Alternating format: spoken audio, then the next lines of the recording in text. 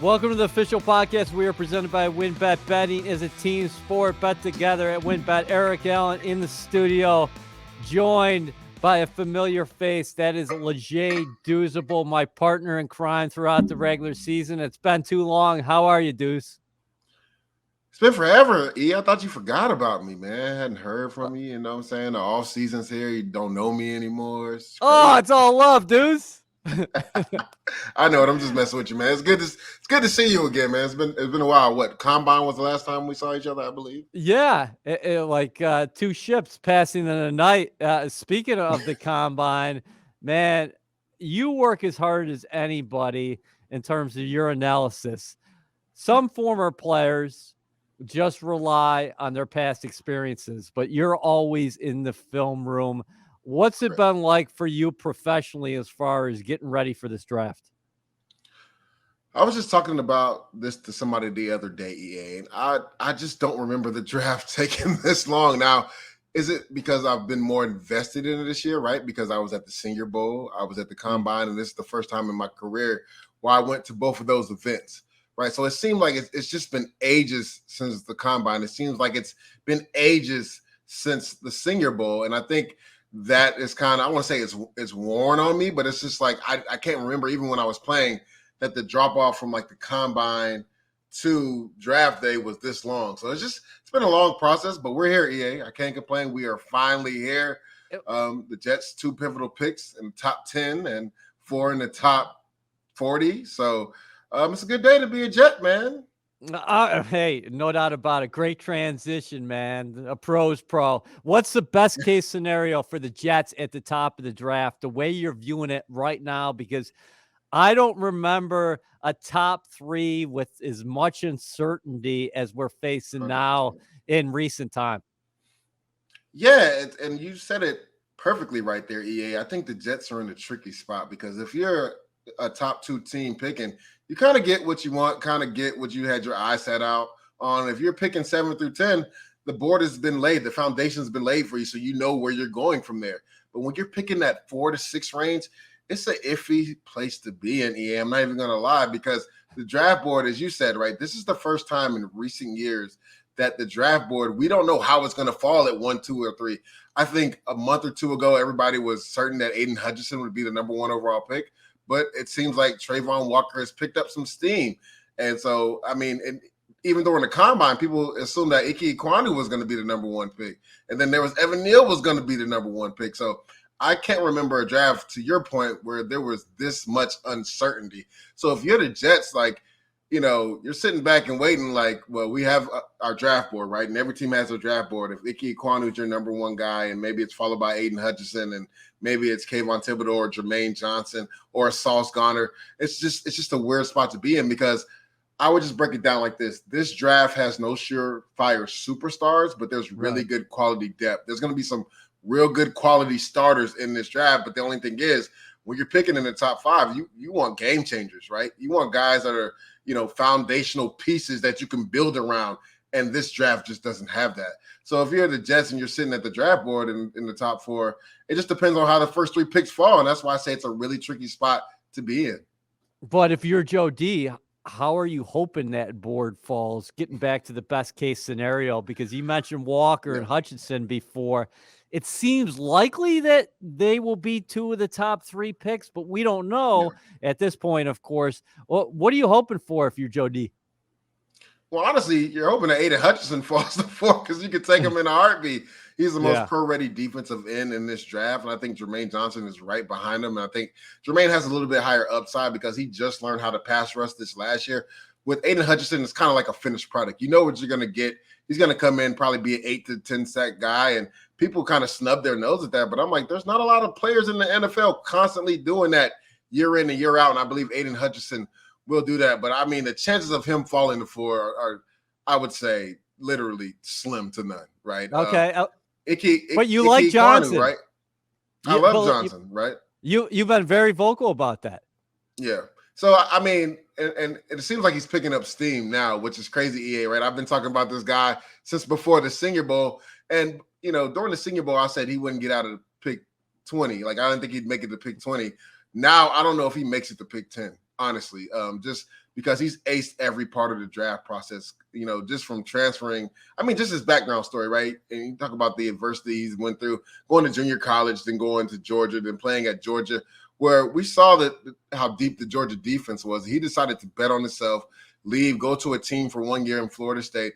And all he did was become the ACC Defensive Player of the Year in that time, right? And people are saying, well, he didn't do this at Georgia.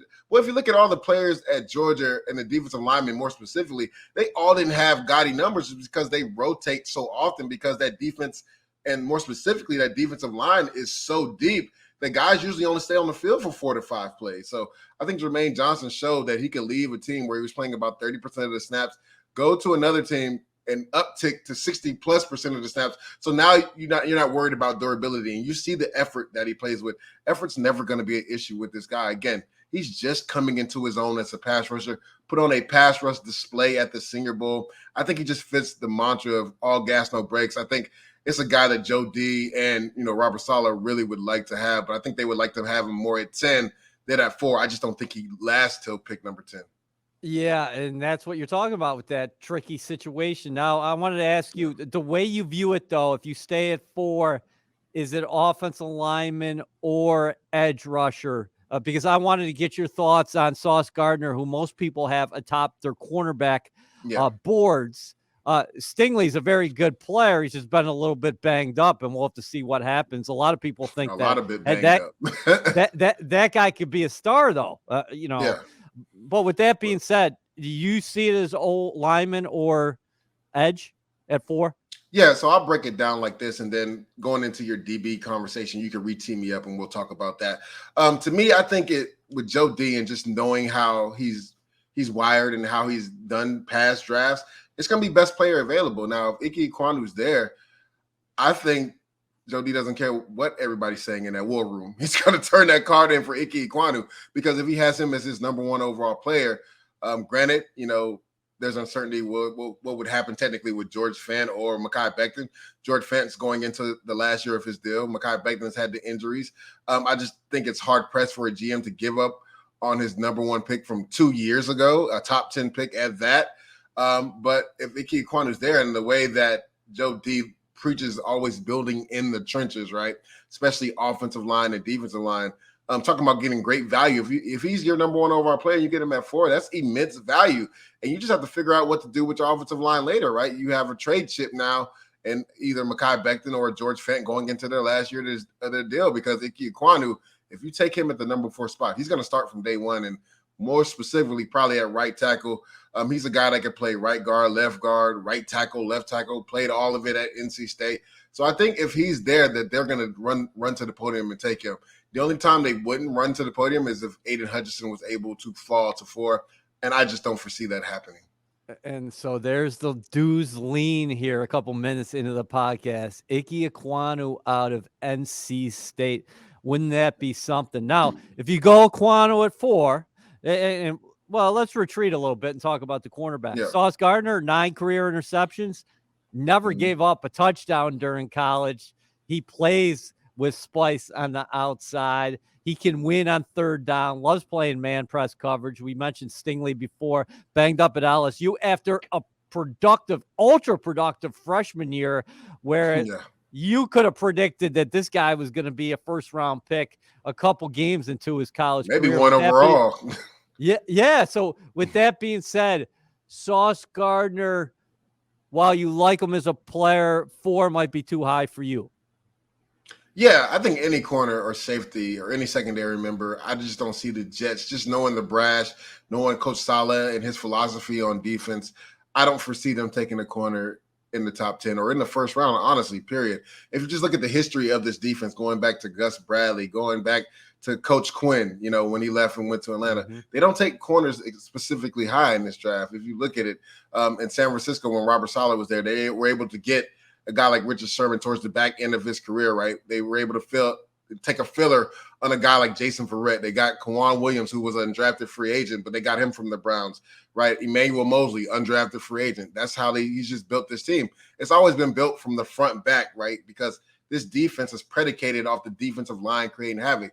So even though Sauce Gardner, I love him, he's a great prospect, right? You talked about all the attributes, right? Hasn't given up a touchdown in his college career, a guy that likes to be on the island and man press. So I think he's better suited to go to the Giants, the crosstown team, to a Wink Martindale scheme where he's going to blitz and keep his corners on the island. Where in this defense on first and second down, we're going to be a little bit more zone happy, right? We're going to be more cover 3, cover 2. Then on third down, we're going to blitz and go man. So that's where he would flourish. I think Stingley would actually be a better fit because he's shown better in zone coverages as far as his inaptitude and as far as knowing what, what receiving routes are coming, which combination routes are coming, and knowing how to attack certain zone coverages. And he's probably a better guy as far as tackling the ball when it's in the air, especially going up and getting it at a high point. The thing about him is, like you talked about, right, EA, he hasn't been healthy. We haven't seen a healthy Derek Stingley since 2019, and at times he looks uninterested on film. I don't know if that's because he's so talented and doesn't take his best at times to, lock people up, but there's certain scouts and talent evaluators that said that he doesn't have an alpha mentality. And most top corners have that alpha mentality. But if you get that 2019 Derek Stingley, you get the best DB in the draft. Not just the best corner, the best DB in the draft. But that's a big if because we haven't seen that guy since 2019. Now, going back and watching this film from 2020, where he missed about 3 games, and then some of it in 2021, where he missed the last 9 with the Liz Frank injury, the tape wasn't as bad as I originally thought it was, right? But it just wasn't as dominant as we saw in the 2019. He's got a great feel for the game, natural instincts. Yeah. Some people would say Stingley's boomer bust. Like this guy could be, Honestly, a multi-time Pro Bowl player, an all-pro player, and, or you might be getting a guy who's a little bit banged up here early in his career, and we'll see what happens. All right, so at 10, give me like 3 players, if the Jets stay there, you have your eyes on. Well, one, Jermaine Johnson, who we talked about earlier. I mean, I think the brass is praying, like on their knees, praying that he falls at 10. I just don't foresee it happening. But, this is the one draft where there's so much uncertainty. We really, truly don't know how the top 3 are going to pan out. It could go edge top 3. Then what do you do? Do you not take Jermaine at 4? Or do you try to still wait to get him at 10? Because if it goes edge, I can tell you for a certainty he's most likely not getting to pick 10. Right. And then even George Karlaftis or somebody might actually come in top 10 behind him also. Because you look at Seattle and Atlanta, they're looking for edge rush as well, too. And maybe even the Giants. I think they're going to take Sauce Gardner with their second pick. But I would say he's a player I'm looking at, Jermaine Johnson, if he happened to slip to the number 10 spot. Another guy, Jameson Williams, to me was my number 1 receiver in this class before the injury. He was the only receiver I felt comfortable taking in the top 10 before the injury. Now I don't have any receiver as a top 10 pick. But if, the medicals come back, the Jets staff, the medical staff feels comfortable enough or they see that, this guy's going to recover. ACLs aren't what they used to be. EA guys are coming back quicker from those.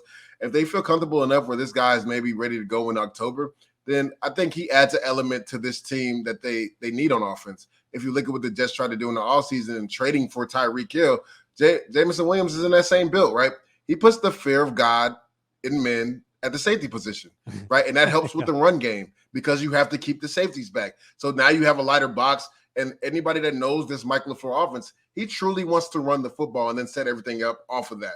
So it's going to help you with the run game, but it's also going to help you with Zach Wilson and that big arm being able to take those shots down the field. And that's going to open the game up underneath for Elijah Moore, for Corey Davis, for the 2 tight ends, Tyler Conklin and CJ Uzomah. So I think Jameson Williams would be a really nice piece for the Jets. And then the last person I would say, and I'm not a huge fan of this one, EA, but just to help the offense out, I'm going to go Drake London, right?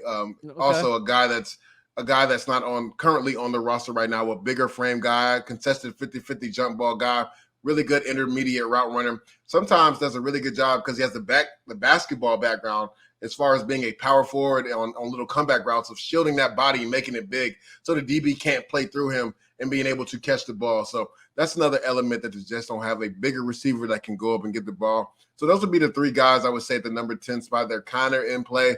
But knowing Joe D, honestly, I would not be surprised if they try to trade back at that 10 spot because I don't have any of those receivers as a top 10 player in this draft. If Jermaine's there, they're not running. They're sprinting up to the podium to turn that in, especially if they don't go edge at number 4. But if Jermaine is gone and they go O-line number 4, I think Joe D is going to do his best to try to trade back there. WynnBET is now live in New Jersey, and they're bringing the excitement of Wynn Las Vegas to online sports betting. Get in on all your favorite teams, players, and sports, from boosted parlays to live in-game odds on every major sport. They have what you need to win. Sign up today to receive a special offer, risk-free $1,000 sports bet. Download the WynnBET app now or visit wynnbet.com to start winning. WynnBET, an official sportsbook and gaming partner of the New York Jets. Offer subject to change. Terms and conditions at wynnbet.com. Must be 21 or older and present in New Jersey. If you or someone you know has a gambling problem, call 1-800-270-7117. Yeah, and you could definitely see that happening. This draft is all about depth, and you talked about the lack of star power up top, especially if the Jets are sitting there at 10, and they do have a cluster of players. Going back would be advantageous for a team that has multiple needs. So you were talking big time there about receivers. You covered Jameson Williams. You talked about Drake London. The Jets have capital to trade for an established veteran. They attempted to trade for Tyreek Hill, as you mentioned. We know for a fact Deebo Samuel has said that he wants to be traded. John Lynch, the 49ers GM, says he can't ever imagine moving Deebo Samuel. So I just want to ask you two things. If you're Joe D, do you make the call to check in with John Lynch? And part B of that would be, okay, if he's ever willing to listen to an offer, what would you offer if you chose to go in that direction?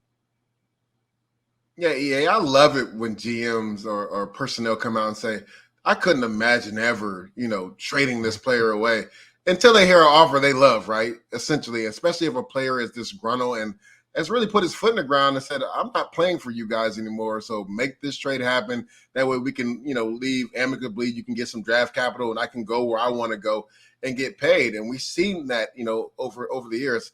Unfortunately, it happened I say unfortunately, but maybe fortunately, it happened with the Jets and Jamal Adams. He wanted out. Mm-hmm. They ended up having to trade him. They got great value back for him. We saw it with Tyreek Hill. Like, I believe the Christian Kirk deal made him, I won't say expendable, but it made it where the price tag was so crazy that Kansas City was like, well, we can't pay him. We're paying Patrick Mahomes. So they decided to let him go get a trade. Devontae Adams, the same thing, right? He wanted his way out. He wanted to get back closer to home, get with his best friend Derek Carr, and force his way out. So we kind of see a power shift, right? Kind of like the NBA, where players have kind of been able to force their way out, and it's been unique to watch. I love it as an ex-player, but just knowing the owners and how they think, I don't know how much longer it's gonna last, right? So is John Lynch and the brass in San Francisco willing to really put their foot down and be like, well, you're gonna play for us, or you're not playing for anybody?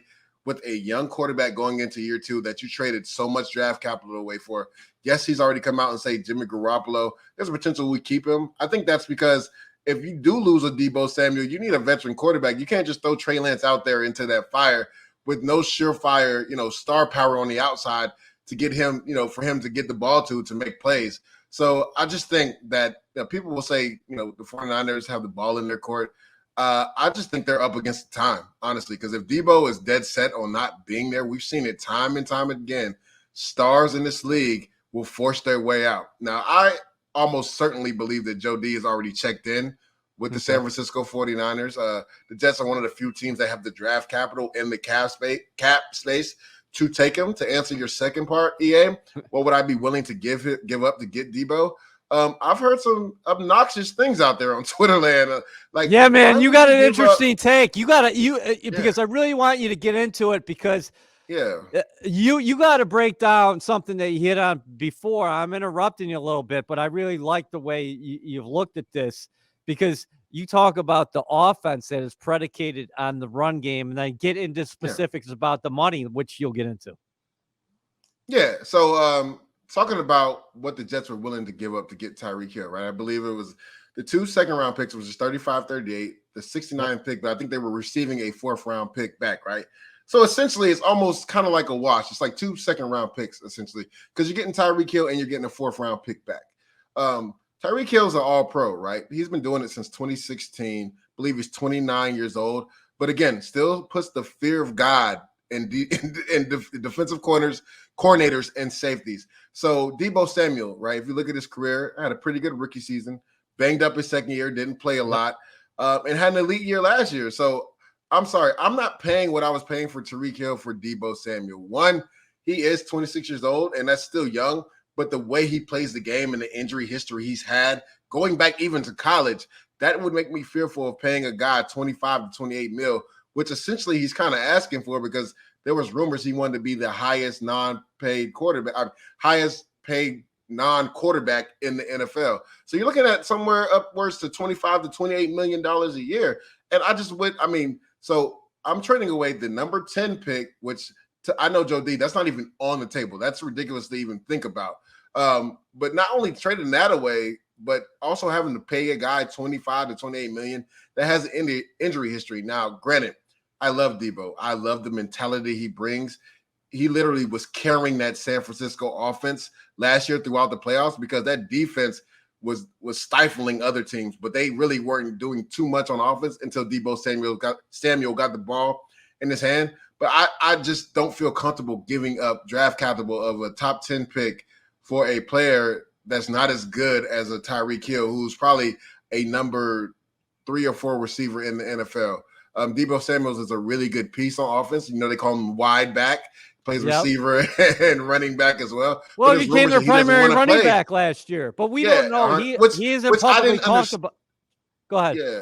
I didn't understand that at all either, because Elijah Mitchell was playing well in games. I believe I did the research on this, and while I was breaking down film last year, I want to say in games that he rushed for over 90 yards, I think they were like 7-1 or 8-1. So I don't understand how he wasn't the bell cow. Now, he got banged up a few games. I think he only played 12 games last year, not including the playoffs. But like anytime he was in there and they fed him the ball, good things happened for them, right? And it actually helped Deebo, with some of, him getting open and Kyle Shanahan finding unique ways to get him the ball in open space. But yeah, he kind of became their main back down the stretch, and I didn't get that because I thought Elijah Moore was really their bell cow and carried them a lot of games. Like you didn't see it on the stat sheet, but he would have like 20-something carries a game and average close to 4 yards in all those games where they were winning games. So I get why Deebo doesn't want to be, technically a wide back. There's a lot of wear and tear on a guy, especially with the injury history that he has. But that's what makes him unique also, right? That's also one of his selling points in negotiations, that I do this at running back, I do this at receiver. You get the ball to me in space. I'm a yak king. Like I believe he's one of the top guys in yak yardage in the NFL. So, to me, him saying he doesn't want to do that. Now, granted, he was on a good trajectory before week 11 when they started giving him more carries in the backfield. I still believe he went over 1,400 yards receiving, which is still very elite, right? But I just think what makes him so unique is the mentality and how tough he plays, right? He plays like a defensive player on offense.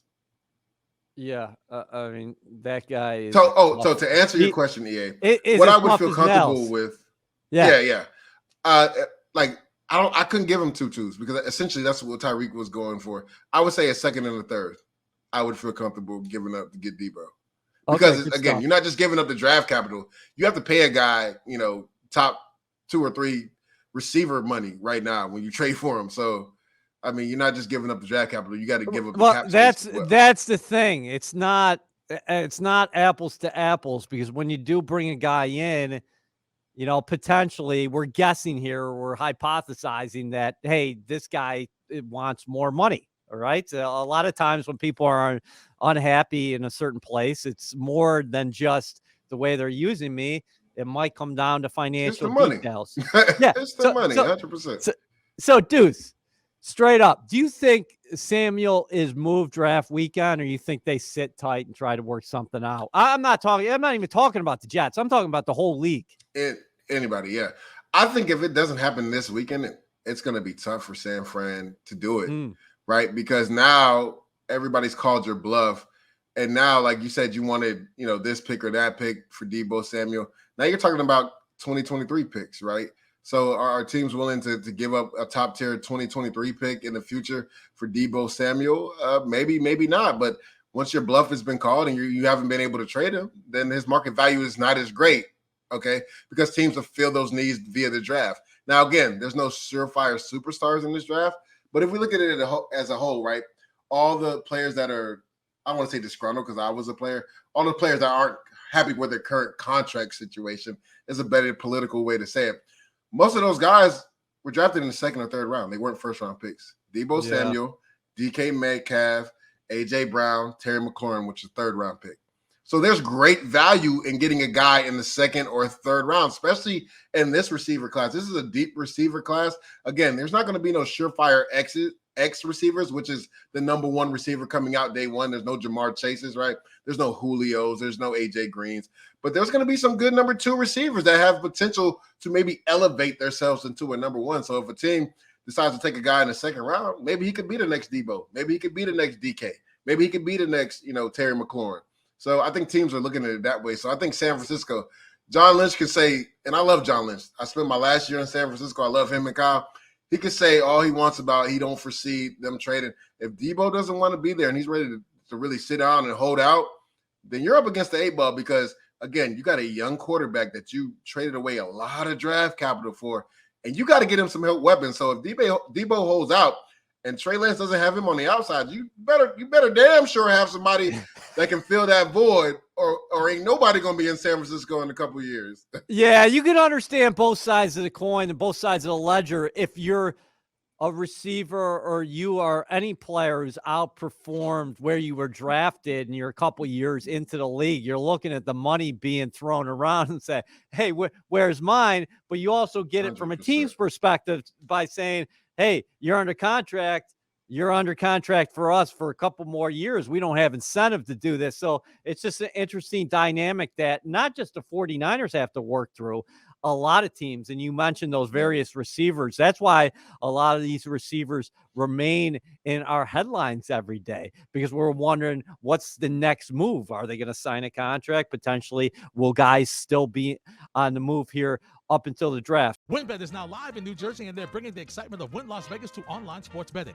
Get in on all your favorite teams, players, and sports, from boosted parlays to live in-game odds on every major sport. They have what you need to win. Sign up today to receive a special offer, risk-free $1,000 sports bet. Download the WynnBET app now or visit wynnbet.com to start winning. WynnBET, an official sportsbook and gaming partner of the New York Jets.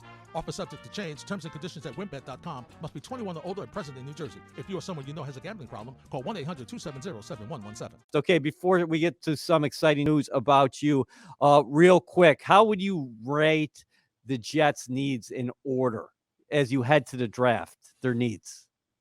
This is a good question, man. I've gotten this question a lot on Twitter. And my list might surprise people, but I think these are underlying lists. So I think one, obviously, is edge rush, right? And honestly, the way I've heard Joe D talk the last couple of days, it seems like he's really banking on Carl Lawson being 100% healthy when the season starts, right? And they've added, Jacob Martin in the offseason from the Texans, who's going to help on special teams and help on third down pass rush.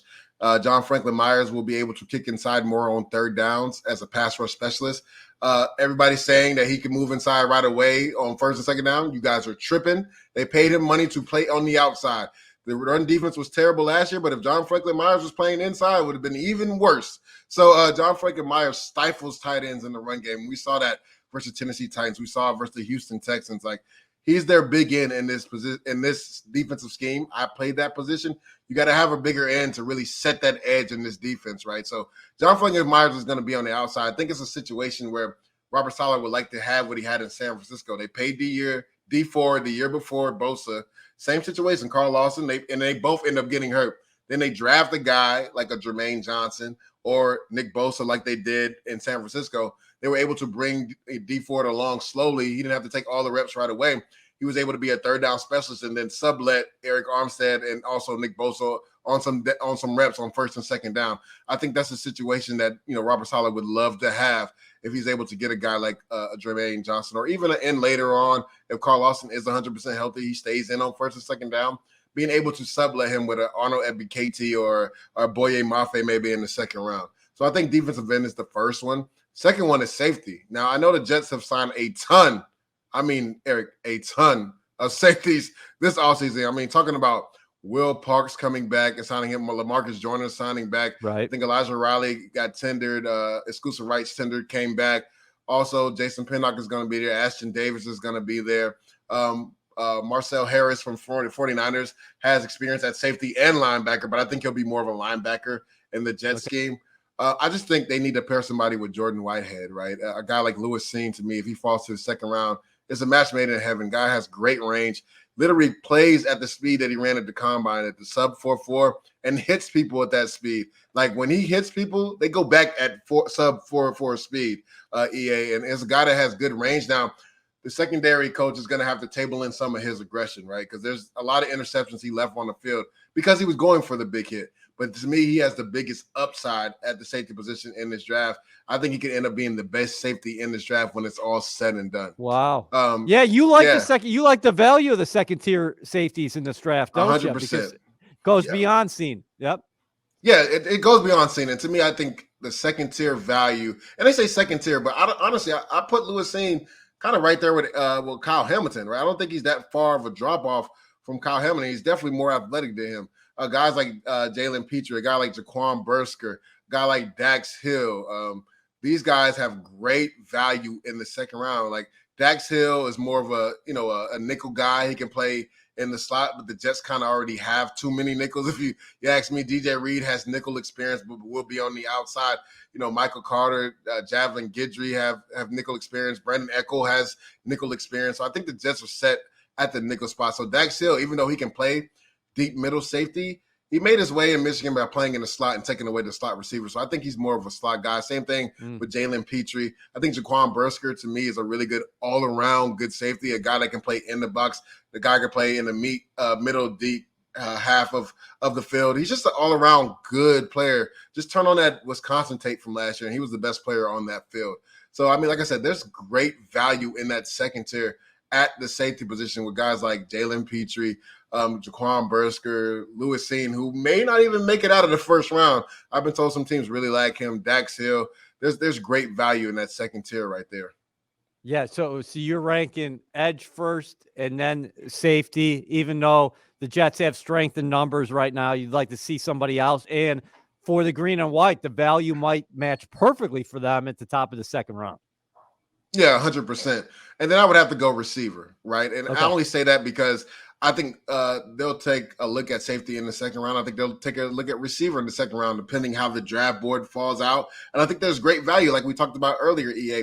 There's no receiver coming in from day one that's going to be, out of this rookie class, that's going to be a X receiver, a true number one receiver. So there's great value in that second round. We just spoke about the receivers that are up for contracts, right? All of them were in second and third round. Terry McLaurin, DK Metcalf, Deebo Samuels, AJ Brown. These were second and third round picks. So a guy like Jalen Torbert or a guy like, Christian Watson from North Dakota State, there's great value in getting those guys in the second round. These are bigger receivers. Or even a guy like George Pickens, who had some injuries at Georgia, but came back for the national championship and looked good and really killed the combine. I think he ran a lot faster than most people thought he would, has sure hands as a contested 50-50 jump guy, and is also a really good intermediate route runner. So I think there's great value in a guy like Jalen Tolbert, Christian Watson, or even George Pickens, getting them in the second round. Yeah, and I got my eyes on Jahan Dotson out of Penn State. I don't know if I don't think he makes get it out there the to the first. second round, but they all can't go in the first round either. So to your point, 100%. There's going to be some quality pass catchers there at the top of the second. Okay, so hold on. To add to that point, I think receiver is the one position that's coming into the league more ready than any other position. So I think teams value and understand that.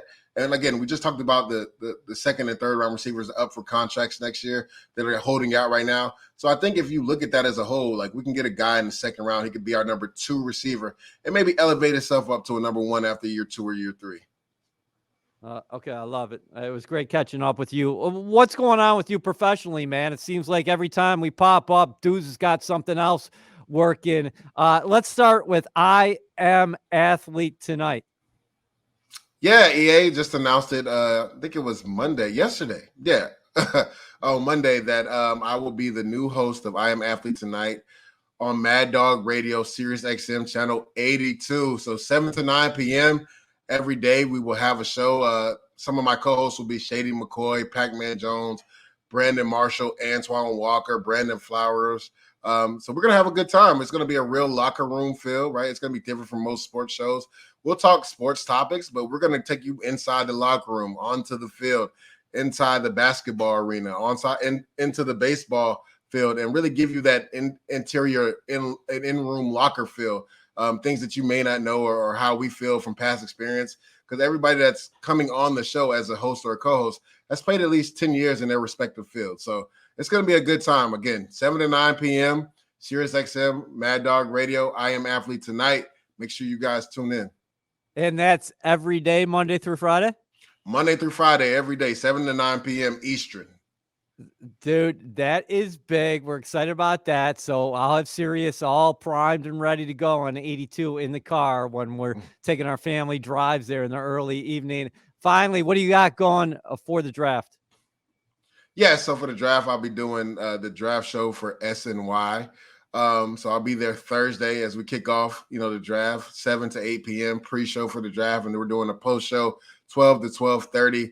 Closeout show on Sunday for SNY as well, 6 p.m. on SNY, 6 to 7, closing out the draft for the Jets and what they did or didn't do during the draft. Also, I'll be on Good Morning Football the 2 days after the draft to give a synopsis of what I thought, what teams, did a really good job in the draft and which teams didn't do a good job in the draft. So Good Morning Football. I believe it's Tuesday, March 3rd, if I'm not mistaken. I'll be on there May 3rd with Peter and everybody else. My guys, Kate and Shregs. Those are my family. Those are my family members. SNY is in the same building as they tape Good Morning Football. So we're gonna have a good time on there, man. Man, I love it. Well deserved. You put in the work. People are putting you on various platforms all over the place. No surprise there. I got two final ones, and they're rapid fire. Your favorite Jets offseason addition to date has been who? Lincoln Tomlinson. Secondly, the draft is always about the quarterback dominoes. How many quarterbacks go in round one? 2. Deuce. Enjoy. You want the names? My man. Yeah, go ahead. I think it's going to be Kenny Pickett and Malik Willis.